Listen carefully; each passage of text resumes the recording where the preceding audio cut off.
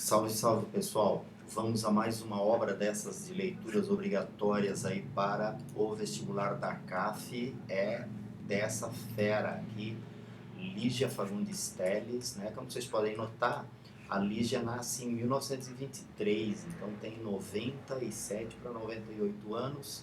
E aí esse Eduardo Portela que fez uma seleção dos melhores contos de Lígia Fagundes Telles. E é importante então a gente ter uma noção legal dessa escritora para quem vai fazer a prova, mas também para a gente ter uma noção legal da literatura brasileira de uma maneira geral, né? Ela é a grande dama da literatura brasileira atualmente. Ela, cronologicamente, ela é classificada como uma escritora da terceira fase modernista, a geração de 45, também chamada de geração contemporânea ou geração do pós-modernismo, tá? Então, ela está aqui, né? O fato dela um pouquinho mais nova, e ela é contemporânea da gloriosa Clarice Lispector, que a gente tem que considerar, também aparece aí nessa coletânea com crônicas, né? Nessa lista de leituras obrigatórias com crônicas de amor e de amizade. E tem algumas técnicas que a Clarice Lispector desenvolve e que também a Lígia Fagundes Telles incorpora à sua literatura.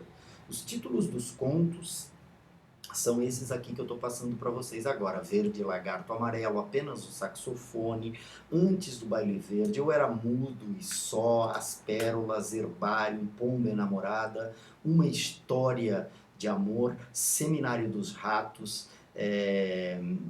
E é uma coletânea muito abrangente, tá, gente? Ela pega a coletânea, é uma coletânea que abrange uma parte grande, assim, tem texto que foi escrito em 1960, texto que foi escrito em 1970, texto que foi escrito em 1980, enfim, uma coletânea que dá uma panorâmica legal, né? A Confissão de Leontina, Missa do Galo, A Estrutura da Bolha de Sabão, A Caçada e A Mão no Ombro e Presença, né? A presença e a mão no ombro. O que eu queria chamar a atenção de vocês é que a mão no ombro já caiu na prova anterior, já teve uma referência a mão no ombro. E também já teve uma referência ao conto A Caçada. Então, eu acho improvável que a CAF volte a falar sobre esses contos aí, tá? São 16 contos, como vocês podem perceber, 16 contos que dão uma panorâmica sobre a obra da Lígia Fagundes Telles.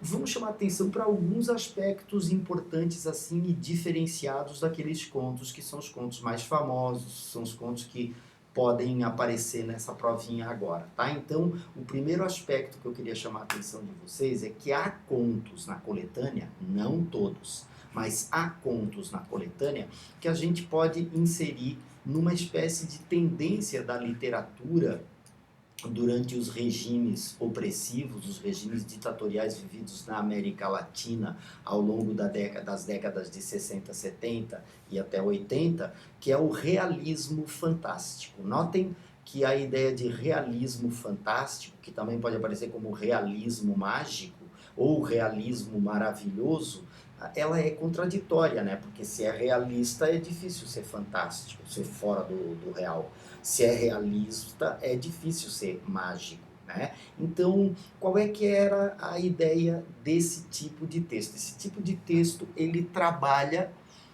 fazendo uma crítica social à realidade, usando elementos que são elementos fora da realidade, elementos inverossímeis, elementos que, de certa forma, coisas que não podem acontecer, né, que estão fora dessa realidade mais material. E aí eu selecionei um conto, que é um conto muito famoso, inclusive já foi título de uma outra coletânea da Lígia, Seminário dos Ratos. Esse conto é justamente de 1977, época da ditadura militar brasileira, né? Tem gente que diz que não é ditadura falar, né? Não é ditadura, então é um regime revolucionário brasileiro, o regime civil militar brasileiro, sabe? Fica a critério de vocês. O detalhe fundamental é que o Brasil vivia um regime que era um regime que sim oprimia todo o contraditório, né? Suprimia o contraditório, às vezes matando, às vezes torturando, às vezes dando sumiço e por aí afora. Então esse conto ele tem de ser encarado, esse conto, Os Ratos, ele tem de ser encarado como uma alegoria dessa nossa estrutura, né? Nesse conto, o enredo do conto é bem fácil, né? Ele trata da realização do 7º Seminário dos Roedores e é uma reunião de burocratas ou tecnocratas, né? As autoridades dos regimes opressivos se reuniram em uma casa de campo. A casa de campo tinha sido toda ela reformada para debater sobre o número excessivo de ratos, a proporção de 100 para cada homem. Para cada homem havia 100 ratos. Então vivia-se uma crise nesse regime. E eles se reúnem lá. Notem que não há nome das personagens, só há cargos. Então, o secretário do Bem-Estar Público e Privado, ele é o chefe que está gerenciando esse seminário, e ele tem o subalterno, o chefe de relações públicas. Notem que esse cara que é o chefe de relações públicas, ele é justamente aquele cara responsável pelo contato com a imprensa. E eles comentam ali no conto as relações da imprensa, né? Tem um jornalista que é crítico, aí o chefe de relações públicas diz, esse cara é comunista, é um comunista maldito, ele ia escrever qualquer coisa contra o governo, e assim por diante. Então tem todo esse fundo político da realidade brasileira vivenciada naquela época. O que acontece é que, ao final do conto, ocorre uma verdadeira infestação dos ratos, e os ratos comem absolutamente tudo. Só um sujeito consegue se salvar, porque se esconde dentro da geladeira que tem na cozinha. Tá certo? Então, o Seminário dos Ratos é um conto que a gente poderia inserir facilmente aqui nessa ideia de realismo fantástico, de realismo mágico, que é fazer, através desse tipo de texto, né, esse texto no qual ocorrem eventos fantásticos, fora da realidade, eventos mágicos, como a infestação dos ratos, que acaba comendo todas as autoridades do governo, né? Sobra uma pessoa só. Uma crítica, um fundo de crítica social.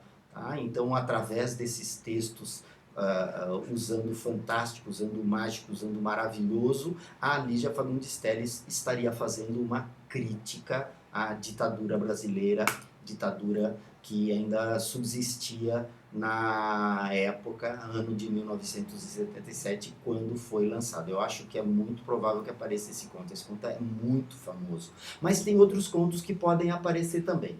Tá? Tem 2 contos nos quais fica marcada a ideia de intertextualidade. Esse conto aqui, Eu Era Mudo e Só, é um conto feito a partir de um poema de um poeta português, Guerra Junqueiro. Então ela lê o poema, conhecia o poema do Guerra Junqueiro e vai lá, inspirada no poema, ela escreve o conto Eu Era Mudo e Só. E também tem outro conto importante, Missa do Galo, que é uma releitura, tá, de um texto do Machado de Assis, muito famoso também, um conto no qual ela narra a história de uma leitora que lê Missa do Galo do Machado de Assis. É bárbaro esse conto aqui, Missa do Galo do Machado de Assis é maravilhoso, e o conto da Lígia Fagundes Telles é excepcional também. Tá? Nos textos da Lígia Fagundes Telles, eu queria chamar a atenção de vocês que o tempo psicológico ele é mais importante do que o tempo cronológico. Na literatura da Lígia Fagundes Telles ocorre uma grande investigação do pensamento do ser humano. Então é pouca ação e muita reflexão. Por isso a gente diz que, no caso da Lígia, ela é uma escritora que explora o pensamento, a reflexão, o íntimo, né? O pensamento mais íntimo das personagens. E esse tempo cronológico aqui, que geralmente é o tempo da aventura, da ação, ele acaba ficando em segundo plano. tá certo? Como é que ela explora esse pensamento dos personagens? Os personagens eles acabam instaurando monólogos interiores. Eles acabam instaurando monólogos interiores extensos ao extremo, como se a personagem estivesse falando consigo mesma. E aí a ação fica em segundo plano e o que o personagem está pensando vem em primeiro plano. Tá? Esse aspecto é um aspecto importante, muito importante para gente considerar quando for analisar a obra da gloriosa Lígia Fagundes Telles, que ela é marcada pelo monólogo interior. E às vezes, muito frequentemente, acontece o uso do discurso indireto livre. O que é esse discurso indireto livre? Rememorando, a gente tem o discurso direto. E então João falou, diz o narrador. E então João falou, 2 pontos. Nossa, que maçada esse texto, certo? Então João falou isso, eu boto o João a falar ali. Esse é o discurso direto. O narrador abre o espaço para a fala da personagem. O que é o discurso indireto? O narrador fala o que o João falou, e então João falou que era uma maçada estudar literatura para a prova da ACAF. Então João falou que era terrível, em cima da hora, ter que estudar os textos para a literatura da ACAF. Então o narrador ele fala aquilo que o João falou, esse é o discurso indireto. E o que é o discurso indireto livre? É quando a voz do narrador se mistura à voz do personagem. A gente passa da voz do narrador para a voz do personagem e nem se dá conta, tá? Nem se dá conta, tá? Então aqui, por exemplo, eu posso considerar que é o narrador falando, era o caçador ou a caça. Não importava, não importava. Ele sabia apenas que tinha de prosseguir, correndo, sem parar por entre as árvores, caçando ou sendo caçado, ou sendo caçado. Então aí parece que é o personagem que já assumiu a linha da narrativa, tá? Então essa mistura de discurso direto com discurso indireto, quando se misturam as vozes do narrador e a voz do personagem, a gente tem o discurso que é o discurso indireto livre, muito utilizado no monólogo interior. Isso faz da literatura da Lígia Fagundes Telles uma literatura marcada pelo intimismo. Então é uma prosa introspectiva, guardem essa expressãozinha, uma prosa que fala, um texto que fala do interior das personagens, dos traumas das personagens, né? E muito frequentemente essas personagens passam por experiências que são experiências tão marcantes, experiências tão estranhas, experiências tão traumáticas que acaba gerando um fluxo de consciência.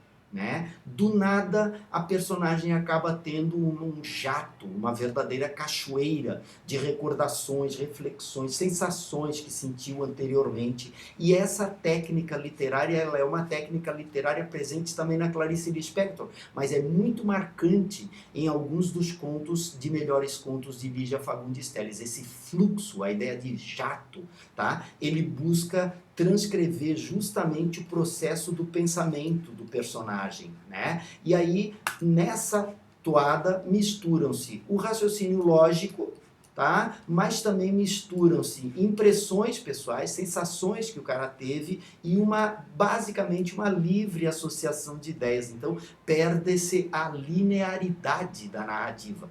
A narrativa fica toda desordenada, porque se é um jato, se é um fluxo, se é uma cachoeira, as coisas vêm todas muito embaralhadas, quando a escritora faz uso desse fluxo de consciência para passar aquilo tudo que está se passando na cabeça da personagem no momento dado da narrativa, no momento traumático, um momento marcante da narrativa. Tem um conto chamado Noturno, que a guria está tão estressada com o par dela, o companheiro dela, que ela acaba, sabe, fazendo uma viagem assim, volta para casa, que era a casa da infância dela, a casa da juventude dela, ela revê todos os parentes, e isso tudo num lapso, né? Em minutos acontecem coisas que muito frequentemente a gente imaginaria, nossa, isso demorou horas para acontecer, né? O conto chama-se Noturno, né?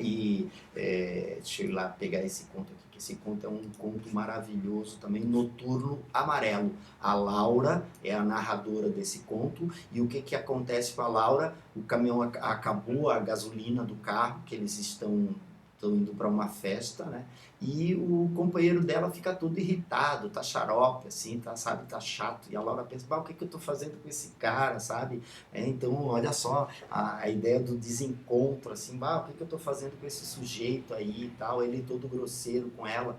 E aí ela acaba saindo do carro, assim, começa a caminhar, sente um perfume diferente, e aí ela vai atrás daquele perfume, guiada por esse perfume, a ideia da literatura da sensação, desperta pelo perfume, ela segue adiante e encontra a casa onde ela viveu quando era mais jovem, reencontra os parentes, e Noturno Amarelo é uma referência à música de piano que uma parente dela toca e que faz com que ela se emocione, se empolgue. Então notem esse aspecto de quebra de linearidade narrativa, porque depois, quando volta a real, o cara está acabando de colocar gasolina no carro, passaram-se pouquíssimos minutos, 1, 2, 3 minutos, e nesses 2, 3 minutos ela conseguiu reencontrar os amigos da juventude, reencontrou os amores errados da juventude e tudo mais. Então, Noturno Amarelo é um texto no qual aparece esse aspecto aí, né,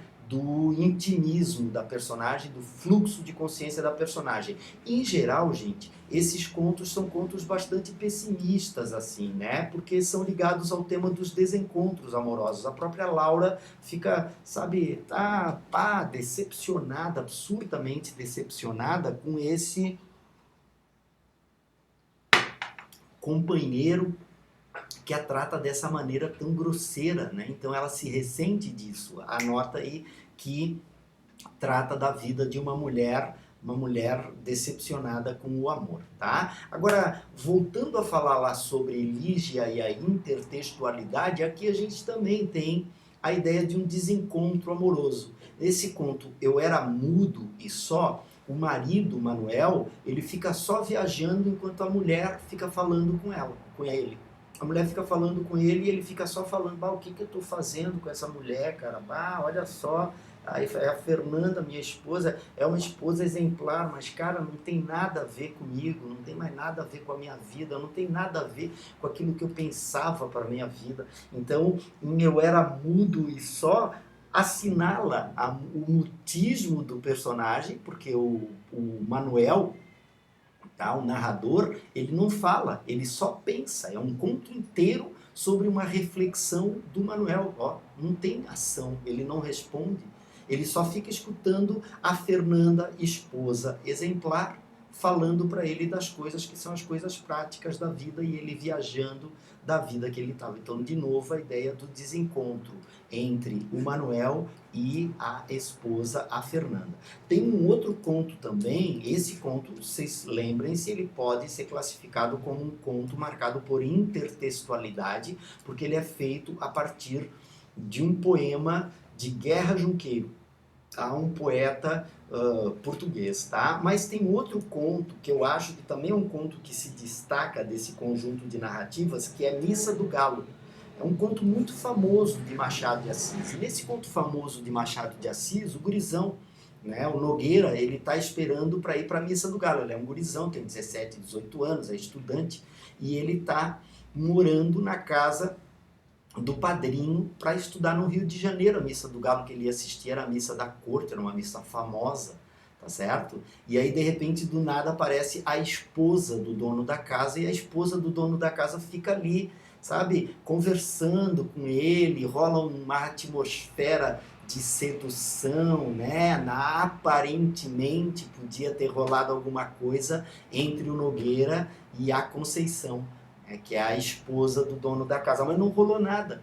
E o que a Lígia faz? A Lígia coloca uma leitora, é a perspectiva de uma leitora que está lendo o conto do Machado de Assis. Então, por isso que a gente diz que tem uma intertextualidade, aí aparecem fragmentos de Missa do Galo do Machado de Assis nesse conto da gloriosa Lígia Fagundes Telles. Ao final, depois de ter terminado de ler o conto, ela vai lá e apaga a luz, né? Apaga a luz porque acabou a história. Mas é maravilhoso, esse conto é excepcional. Os dois são muito bons, tá? Além disso, características assim que a gente pode considerar, tá, gente? São narrativas marcadamente urbanas, né? Não tem texto regionalista, não tem texto falando... É a vida nas cidades, é esse homem pós-moderno, fragmentado, traumatizado, com a cabeça que é um balão e por isso volta e meia rola um fluxo de consciência aí, tá? E muito frequentemente aparecem personagens femininas que são personagens femininas em vias de se emancipar. Eu queria lembrá-los que ela é uma escritora de 1923, ela em 43 ela já era uma mulher adulta, já presenciando todas as mudanças porque passava o viver feminino no Brasil. E aí ela coloca algumas personalidades que são personagens femininas, e essas personagens femininas elas acabam vivendo uma liberdade nova, mas acabam vivendo também crises, que são novas crises, tá? Se for para comentar de alguns outros contos, eu queria chamar a atenção de vocês para esse conto aqui, Verde Lagarto Amarelo, conta a história de um cara chamado Rodolfo, e ele tem um irmão que o irmão mais novo, o Eduardo, é o caçula. Então ele, que é meio gordo, ele acha que ele sempre foi preterido, sempre foi deixado em segundo plano pela família. E o Eduardo foi ali para convidá-lo para ser padrinho do filho dele, que estava, né, que nasceria em breve. E o Rodolfo recusa, bem grosseiramente recusa, e mostra-se traumatizado com essa ideia. E quando chega no final, o Eduardo acaba jogando um envelope sobre a mesa, e esse envelope sobre a mesa supõe-se que seja um livro. Adivinha o que o Rodolfo era? O Rodolfo era um escritor.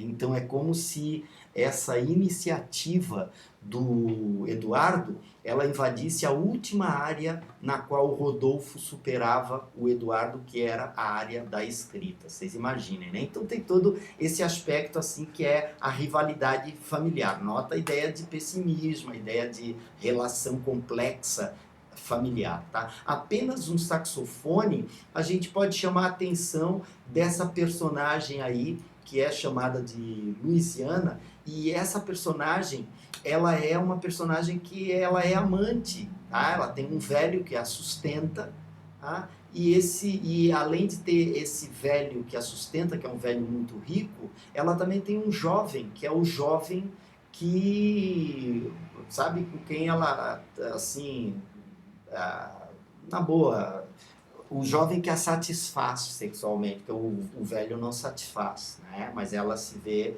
sustentada, então ela é uma mulher extremamente recalcada. E por que ela é recalcada? Porque ela teve um antigo saxofonista, um cara que era o sujeito que ela considerava ser o amor da vida dela, mas que ela foi responsável por afastar esse saxofonista da vida dela. Então é uma mulher desencantada da vida, é uma mulher infeliz, é uma mulher, ela é materialista, tá? Ela, quando está estressada, vai lá e decora o apartamento, e aí aparece um personagem aqui que é o René, o decorador, e é um personagem interessante para a gente perceber assim, porque é ele que desestressa ela, mas ela sabe que todo aquele carinho, todo aquele afeto que o René devota a ela é pura falsidade, única e exclusivamente porque ela é uma mulher rica que sustenta o René. Então, esse apenas um saxofone coloca em pauta essa mulher mais emancipada. Esse conto aqui também é muito famoso, também teve uma coletânea com o nome antes do Baile Verde, é narrado em terceira pessoa, e ele conta a história da protagonista Tatisa, né? A Tatisa quer ir no baile de carnaval. Só que o que acontece, gente? O pai da Tatisa está agonizando no quarto do segundo piso.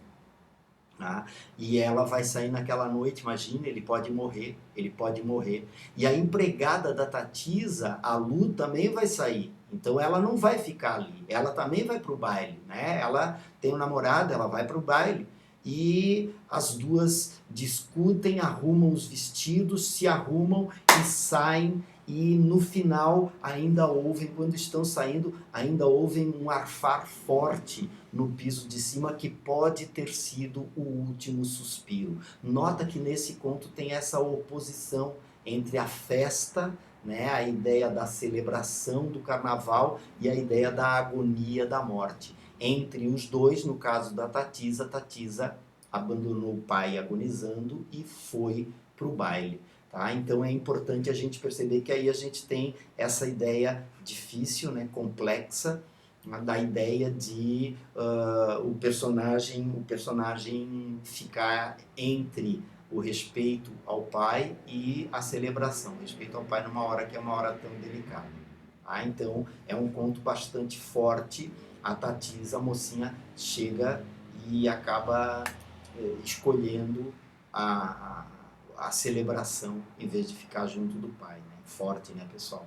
Bom, esse conto aqui é aquele conto que eu já falei para vocês, Eu Era Mudo e Só, né? Um conto em que aparece o cara que se sente absolutamente oprimido, né? E é interessante a gente perceber que o Manuel acaba, através de um monólogo interior, que é o conto todo é um monólogo interior, tá? Ele acaba mostrando de novo, essa ideia da frustração com a vida amorosa. E outro texto igualmente importante é As Pérolas. As pérolas trata de um colar de pérolas, né? O Tomás, ele é um marido mais velho e está doente de uma moça jovem, né, muito bonita, a Lavínia.